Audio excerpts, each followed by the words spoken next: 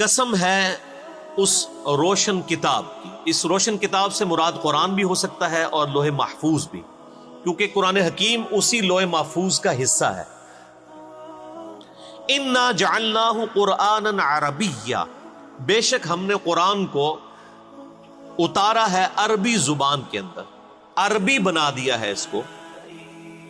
لَعَلَّكُمْ تَعْقِلُونَ، تاکہ تم اس کو سمجھ سکو. تو قرآن حکیم کا عربی میں آنے کا مقصد کیا ہے؟ قرآن حکیم کو سمجھ سکو. یعنی قرآن کا پرائمری مقصد اس کی تلاوت کرنا نہیں ہے، اس کو چومنا چاٹنا نہیں ہے، بلکہ سمجھنا ہے. یہ کتنی حیران کن بات ہے کہ قرآن حکیم دنیا میں سب سے زیادہ پڑھی جانے والی کتاب ہے، لیکن اس کا تاریخ پہلو یہ ہے کہ قرآن حکیم دنیا میں سب سے زیادہ بغیر سمجھ کے پڑھی جانے والی کتاب. اتنی زیادہ کوئی ایسی کتاب نہیں جو بغیر سمجھ کے پڑھی جاتی ہے. آپ کو آپ کا کوئی دوست انگلینڈ جا کے انگلش میں خط لکھے اور آپ کو انگلش نہ آتی ہو، تو آپ کئی لوگوں سے کوشش کریں گے کہ یار یہ جو اس نے خط لکھا ہے مجھے پتا چلے میرے دوست نے میری طرف کیا روانہ کیا. لیکن قرآن اتنی مظلوم کتاب ہے کہ یہ کریٹر آف دا یونیورس، اس کائنات کے بنانے والے نے آپ کی طرف اپنا آخری پیغام بھیجا ہے انسانیت کی طرف، کہ جس کے بعد اب کوئی پیغام نہیں آنا. عربی زبان میں نازل کیا، لیکن ہمیں کبھی توفیق نہیں ہوئی، اس کا تو ہمیں ترجمہ کروانے کی بھی ضرورت نہیں ہے. اللہ تعالیٰ نے ایسے اسباب پیدا کیے ہیں کہ اس وقت دنیا کی جتنی بھی میجر زبانیں ہیں ان میں قرآن حکیم کا ترجمہ ہو چکا ہے. انگلش میں ہو گیا تو آپ سمجھ لیں پوری دنیا کا ہو گیا. ایسے سافٹ ویئرز اویلیبل ہیں جن میں آپ انگلش ترجمہ ڈالیں تو دنیا کی ہر زبان میں اس کو ترجمہ کریں. اردو میں ترجمہ ہو چکا ہے، ہندی میں ہو چکا ہے، چائنیز لینگویج میں، فرینچ کے اندر، ملائی لینگویج کے اندر، آلموسٹ جتنی میجر لینگویجز دنیا کے اندر ہیں ان کے اندر ترجمہ قرآن حکیم کا ہو چکا ہے. اب کوئی لیم ایکسکیوز نہیں کسی کے پاس کہ وہ یہ کہے کہ مجھے یہ پتہ ہی نہیں چلا کہ قرآن حکیم میں کیا لکھا ہوا. اللہ تعالیٰ ہمارا ہم نے قرآن عربی میں اس لیے نازل کیا تاکہ تم اسے سمجھ سکو. ظاہر ہے اس میں اولین مخاطب تو مشرکین عرب تھے، عرب کے رہنے والے لوگ تھے. ان کی زبان میں چونکہ انہی کو اللہ تعالیٰ نے جو ہے وہ اٹھانا تھا، یعنی قرآن حکیم کی جو مرکزی دعوت ہے وہ عرب کے لوگوں کی طرف ہے، انہی کو اٹھا کے پھر پوری دنیا تک قرآن کا پیغام پہنچانا تھا. اس لیے یہ ضروری تھا کہ جو لوگ لیڈرشپ کے اوپر فائز ہوں ان کی اپنی زبان کم از کم. اور میں یہ اکثر کہتا ہوں کہ عرب کے لوگوں کے اندر دو کمزوریاں تھیں جن کو اللہ تعالیٰ نے اس حوالے سے اوور کم کیا کہ انہوں نے رومن اور پرشین امپائر اکھاڑ کے رکھ دیا. کسی نے سوچا بھی نہیں تھا کہ بدو لوگ جن کو کسی زمرے میں شمار نہیں کیا جاتا تھا، 17 سال کے اندر 1 ہجری سے لے کے 17 ہجری کے اندر انہوں نے دونوں سپر پاورز الٹ کے رکھ دی. ان میں ایک کمزوری یہ تھی کہ طوائف الملوکی تھی، یعنی آپس میں لڑتے رہتے تھے، ایک قبیلہ دوسرے سے لڑتا تھا، کوئی ایک یونٹی نہیں تھی کہ ایک جھنڈے کے نیچے وہ جمع ہو. ان کو یہ پتہ نہیں تھا کہ ان کے اندر اتنا پوٹینشل موجود ہے کہ یہ جو آپس میں لڑتے رہتے ہیں اور اس ٹف ماحول کے عادی ہیں، ریگستانی ماحول کے، اور رومن اور پرشین امپائر جو کہ صدیوں سے دنیا پہ حکومت کرتے ہوئے ایک سمجھ لیں انہوں نے ایک کنکلوڈ کر لیا کہ ہمیں تو کوئی ڈیفیٹ کر ہی نہیں سکتا. وہ ایک آج کے دور کے اعتبار سے سمجھیں کہ وہ ایک فارمی قسم کے لوگ بن چکے ہوئے تھے، ایسیوں میں رہنے والے عرب کے لوگ، ٹف ماحول کے عادی، ریگستانی، ٹھیک ہے، اتنی مشکل زندگی گزارنے والے لوگ.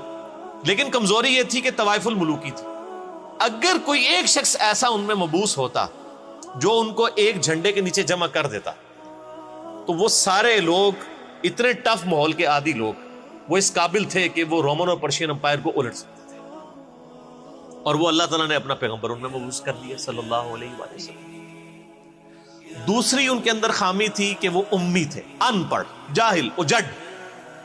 ان کو یعنی یہ نٹوریس ورڈ کے طور پہ کہا جاتا تھا یہ ان پڑھ ہیں، کو تو پتہ ہی نہیں کسی چیز کا. اس کی وجہ سے جو اہل علم تھے ان کی بڑی دھاک ہوتی تھی عربیوں کے اوپر.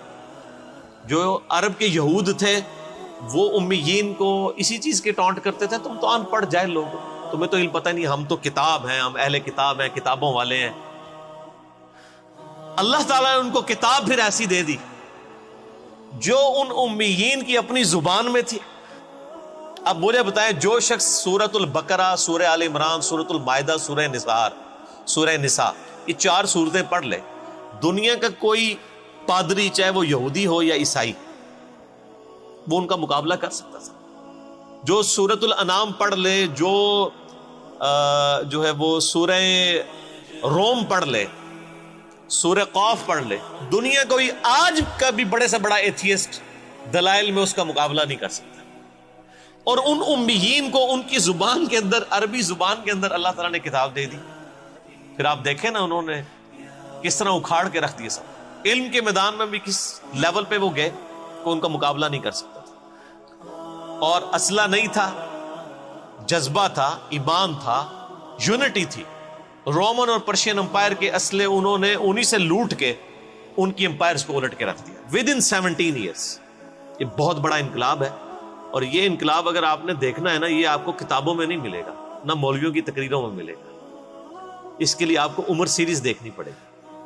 وہ بھی کوئی مولویوں کی کوشش نہیں ہے. یہ ٹھیک ہے کہ پیچھے وہ بڑے سکالرز ہیں, لیکن وہ سکالرز ہیں, مولوی نہیں ہیں. یوسف القرضاوی یا ڈاکٹر علی سلابی جو اس کے کنسلٹنٹ ہیں. قطر والوں نے فلم بنائی ہے 30 اقساط کے اوپر سیدنا عمر فاروق رضی اللہ تعالیٰ عنہ علیہ السلام کو سینٹرڈ کرتے ہوئے پوری نبی الاسلام کی بایوگرافی فلما دی ہے. اعلان نبوت سے 6 سال پہلے سے لے کر ٹل سیدنا عمر کی شہادت ہے. اس میں جنگ قادسیہ بھی ہے جو پرشین امپائر کے خلاف فیصلہ کن جنگ ہوئی, جنگ یرموک جو رومن امپائر کے خلاف فیصلہ کن جنگ ہوئی, اور اس سے پہلے نبی الاسلام کے مبارک زمانے میں بھی جو غزوہ خندق ہوئی یا غزوہ احد ہوئی, غزوہ بدر, یہ سب کی سب فلمائی ہے عربی کے اندر, اور اس کا ٹیسٹ ہی عربی میں ہونا ہے. اور اس کی سب ٹائٹل انگلش سب ٹائٹل کے ساتھ الحمدللہ وہ یوٹیوب کے اوپر اویلیبل ہے. اگر یوٹیوب پہ نہ بھی ملے, کچھ اس حوالے سے بھی کاپی رائٹس کا بھی ایشو بنا, تو ڈیلی موشن کے اوپر اویلیبل ہے, کچھ اردو کے اوپر بھی کام ہو گیا. بہرحال انگلش سب ٹائٹل اگر آپ ساتھ روک کے اس کو دیکھتے جائیں تو آپ کو ایگزیکٹلی پتہ چلے گا کہ کس طریقے سے ایک عرب کی ریولوشن اٹھی اور اس نے صدیوں کی حکومتیں ان کو الٹ کے رکھ دی. 2 چیزوں کی بنیاد کے اوپر, ایک یونٹی اور دوسرا ان کے پاس جو علم جو اللہ نے قرآن کی شکل میں ان کو